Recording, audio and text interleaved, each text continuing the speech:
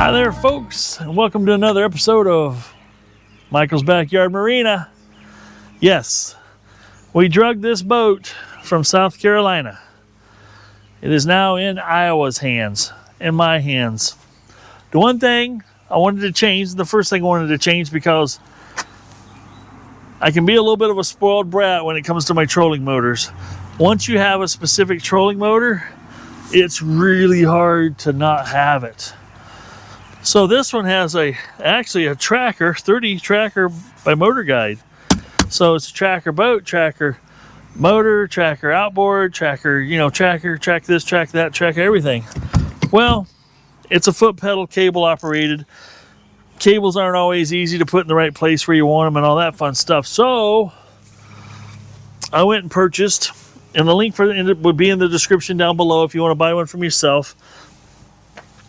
I bought, now excuse the rest of the mess in the shop. Since I've been back from vacation, I've been tearing things apart and putting things together, but not cleaning up after myself like I should. But what we've got is a Minn Kota power drive. This Minn Kota is a 54-inch model, which will be plenty for a boat this size. It also has one remote control. That's it. No foot pedal, no nothing. Just a remote control that has plus or minus on your speed, left, right on direction, true north heading, this rabbit speed thingy, and an anchor. What's the anchor? Well, the anchor is so you don't have to have an anchor. You're still required to have an anchor in your boat legally on the water here in Iowa and most places. But the nice thing is when you find a fishing spot you want to fish from, you don't have to throw an anchor out. You just hit that button. It's called anchor. They call it spot lock. And it'll hold you. That trolling motor will hold you right there in that location for an extended period of time until you disengage it and head somewhere else. So we're going to get busy swapping out the trolling motor because my son-in-law and I are going fishing tomorrow and seeing if we can mess up some fish's days.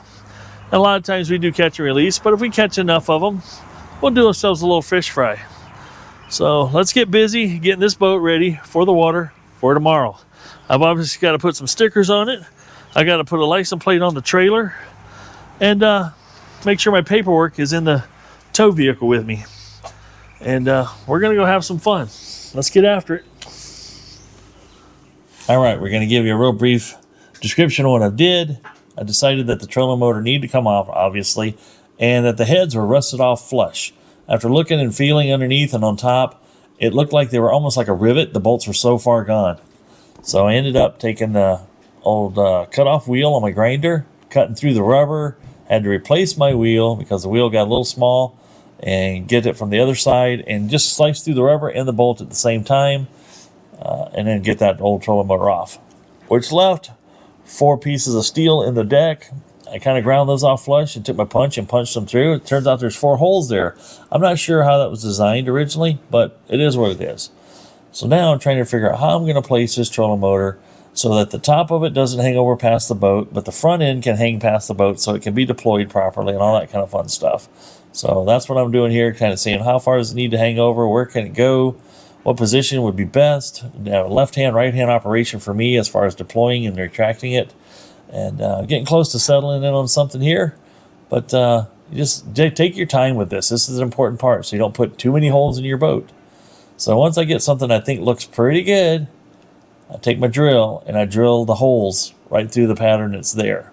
There's more holes than you need. There's 6 bolts they give you for hardware, so I drill those through, place the bolts in there, and then start figuring out how I'm going to fasten it down, how I can reach inside, what I can do to put it in place.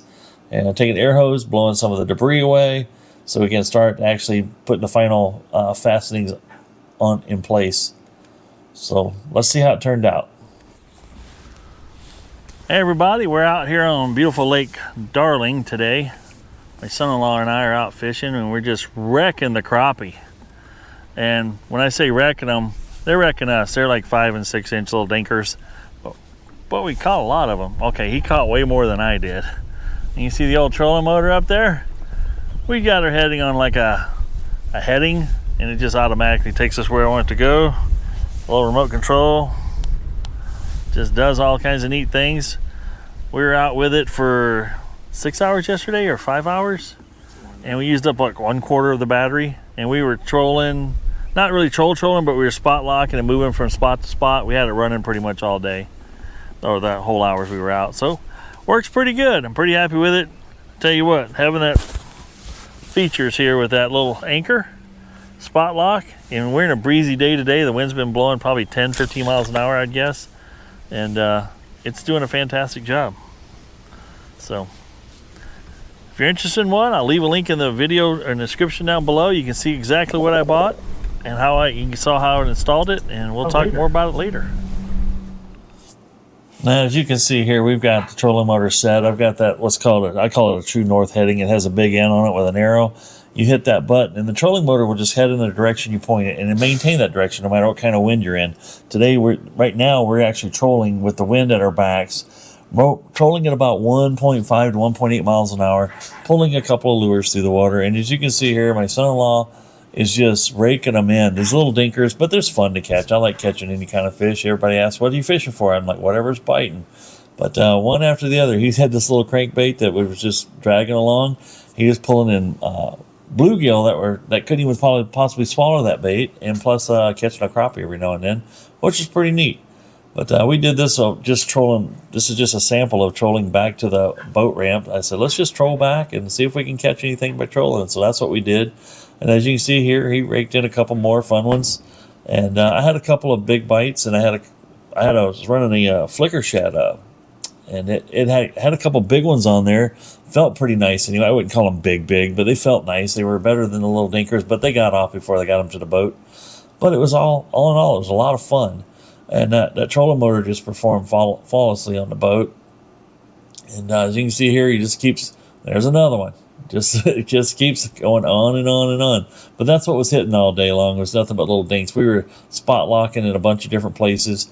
We ended up just there again catching a lot of those, mostly on fake baits, no live bait at all. But relaxing day. The boat, it's an awesome boat to fish out of. Thanks again, Dad, for selling it to me. And it's just a lot of fun to fish out of. It's comfortable. It's just the right size for a lake this size. It's like a 300-acre lake. Here we are packing up, getting ready to drop him off. He goes up and gets the Jeep, backs it into the water, or backs the trailer into the water.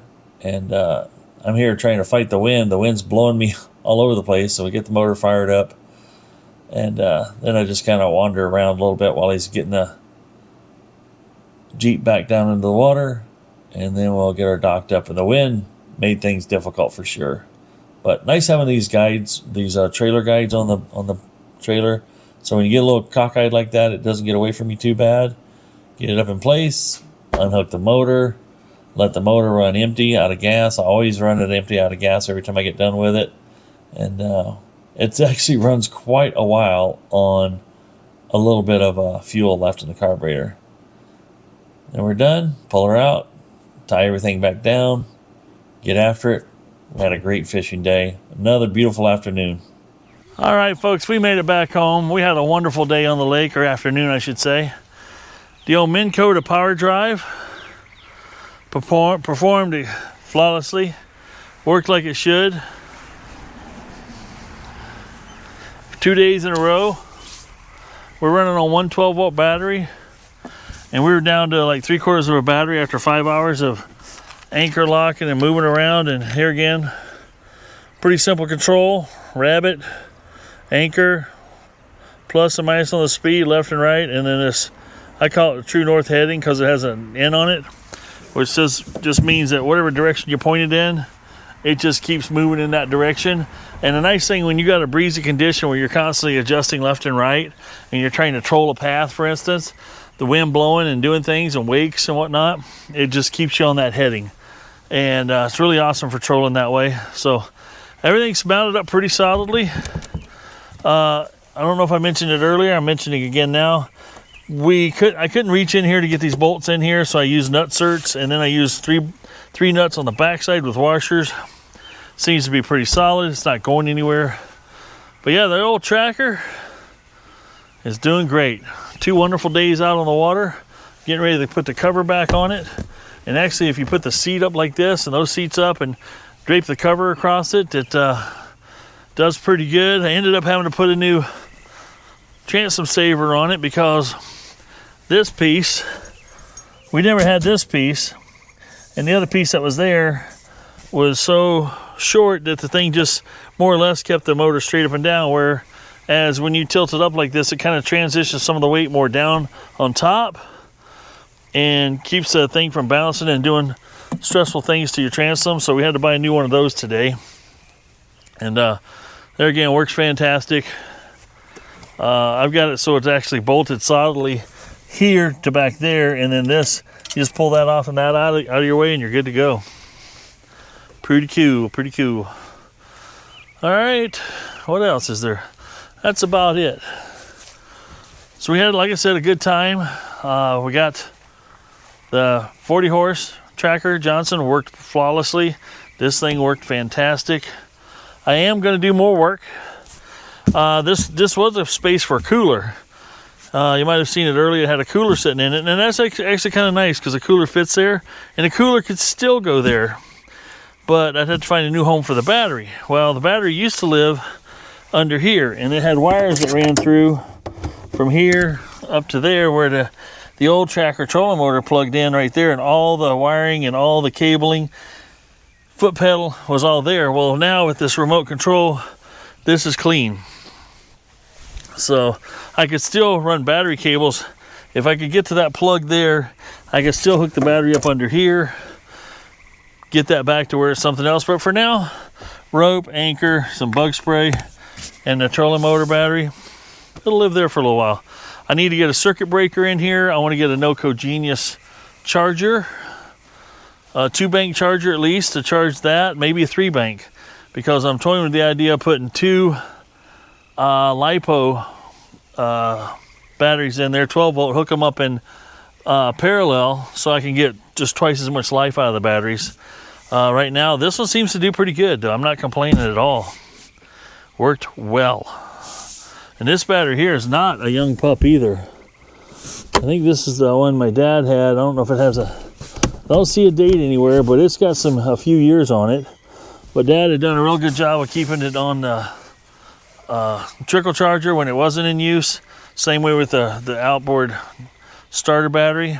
So that's the life and death of these batteries, is keeping them charged. And don't take your starter battery too low unless it is a deep cycle / starter battery. You can drain it down a little bit. All right, this is Michael saying, if it ain't broke, fix it till it is. We'll be back on this boat before too long here, doing some, let's call it some more minor upgrades, and very minor. The boat fishes really well. The seat height is perfect for fishing. The only thing I probably would like to do, and I can't do it, is the seat itself up here is pretty tight to the steering wheel here when you're driving, but it's not unbearable. So we probably won't do anything with that for now. It'd be nice to slide that seat back. Just 2 inches would be enough to make all the difference in the world. Did I have that camera on there? That seat there, 2 inches back would be nice. All right. Exciting times. Didn't even put the Bimini up. We had the temperatures today that were in the mid 70s. The sun was out. The Bimini being up might have been nice. I do need to remount the fire extinguisher mount. It was kind of too low and kind of kicked out funny, so need to get it up and strap back in its proper location. Built-in drink holders are nice on this thing. They work really well. This here had a plate. For whatever reason, these have this little piece of very fragile plastic on here, screwed on there for whatever reason. I don't know what it did. But there was one across here, screwed down with 2 screws to plug the hole. I'd rather see the hole than this piece of plastic, so that's what we did. This is Michael. Be kind to one another, and if I'm lucky, I'll see you on the next video. I'm out.